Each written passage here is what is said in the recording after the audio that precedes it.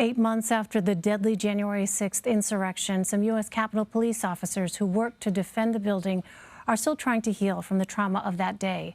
Many officers who were there say they were both physically and verbally assaulted by a group that stormed the building and professed their support for former President Trump. More than 100 officers were injured. In July, 4 officers, including 2 U.S. Capitol Police officers, testified before a House Select Committee detailing what happened to them. U.S. Capitol Police Officer Harry Dunn was one of them, and he joins us now. Officer Dunn, thank you so much for being with us. Thanks for having me on. I appreciate it. So, Officer Dunn, I think we all remember your testimony as you recounted the events of January 6th, and you told lawmakers that you endured not just the duress of being under attack physically, but also having racial epithets hurled at you. How are you doing now? Well, first of all, like I said, thanks for having me on. I actually like the opportunity to talk about how I'm doing. It assists and aids in the healing process, me talking about it. So I'm doing better. Actually, I'm doing a lot better. Therapy and continuing to talk about it along with time has definitely helped me out. So, can you just recount briefly what it was that you actually went through, because there may be some people watching who weren't able to see your testimony. Can you talk about that day, what took place, and what it is that you experienced, as well as other officers of color who were on duty that day? So I think I was a little fortunate that I did not receive the physical assaults that a lot of my coworkers did. I did, however, I was verbally attacked. I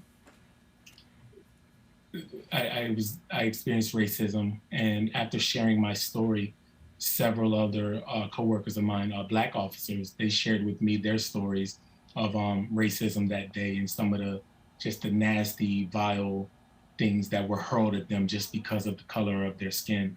And I don't want to repeat it, but it was the N-word and just a lot of slurs that went on, and that some of me and my other coworkers of color experienced. And tell me about that. I mean, what did you think as this was taking place, and then afterwards, as you were reflecting on it? Because as I understand it, you went to work the very next day. Yeah. Actually, as it was happening, I did not interpret it or see it as it's a racist attack. My mind wasn't there. My mind was on survival and just get home. Time just didn't exist that day, so I didn't have any idea how long I was there. Mm-hmm. And I just wanted to get home. I wanted to get home safely. So finally, once we got the building secure and we were able to sit down, regroup, process what happened and what was going on, I processed that, wow, these people, not only did they just attack our democracy and physically attack us, and, you know, I got attacked for the color of my skin, and like, wow, we're still here in this America. And it's really, it was disheartening. I say was because I'm not giving them any power to make me feel any low. You know, it's just a sad place that we are in America, but I'm overcoming that though. And tell me about that a bit more. I mean, what has the healing process been like for you? What has actually helped you? Talking about it. I guess that's just as simple as that. I started out speaking in February or late January about what had happened, and my goal was to seek accountability and recognition for our officers, and you know, we were heroes that day, and it was important to me to speak out against the whitewashing and the downplaying of the severity of that day. So I look at that as that was some of my motivation, and while I was doing that, it was forcing me to talk about it and relive some of the dark moments of that day, and that went into the healing process, because the more I talked about it, the more comfortable I felt talking about it. it's therapeutic. And I also want to just touch on how important therapy has been, not just, just talking about it to the media or to my friends, but somebody who's qualified, a professional that can help you out and help you navigate through some of the toughest times in your life. Professional therapy has been a lifesaver for me.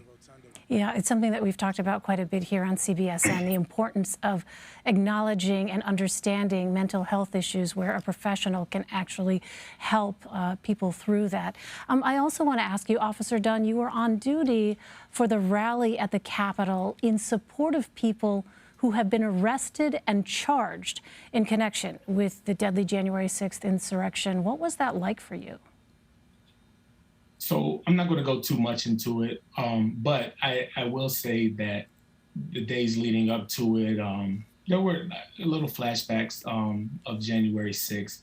My anxiety was up, but I never was deterred or even questioned, like, wait, I can't go to work. Like, my job was to go in and be a police officer.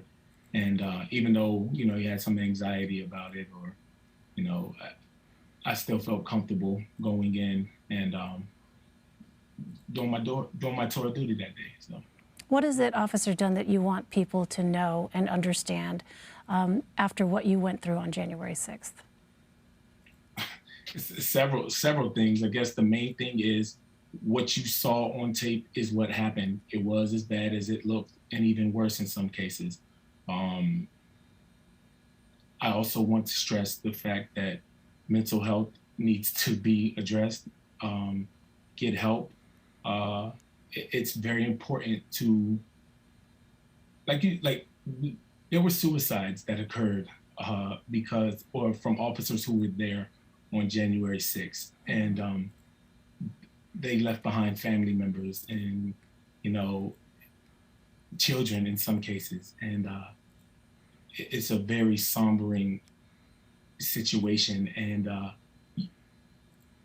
sorry, I'm just getting a little, it just no, and please, no apologies. No, this is a very important thing for people to understand, because I think oftentimes a lot of the news of the day can cause people to kind of forget over time. And this is why I think it's so wonderful to have you here to remind us and to ensure that, the events of that day are recalled accurately in a way that is understood from the perspective of someone who was there. So if there's anything else you'd like to add, please go ahead. Yeah, I was going to say that I think that, just talking about it, just showing how that can be healing and therapeutic, because, you bring back just memories and, without getting those memories out, you suppress them, and you don't want to suppress them. You want to talk about it freely on your own. So that's why, I continue to speak out and, encourage people to talk and to seek help, because you don't want to suppress that. But yeah, the message, like I said, I'll go back to that original question, that the message I want to get, it was bad. And those officers from the DC Metropolitan Police Department and the U.S. Capitol Police Department, along with surrounding other agencies that were there. I don't have an exact list of all the agencies that were there that were helped, but they are heroes that day, and they did a very good job. And, they saved democracy. It is what it is. You can't hide from that truth. So. Important messages. U.S. Capitol Police Officer Harry Dunn, we are grateful to you on so many levels. Thank you very much. Thank you for having me on, Elaine.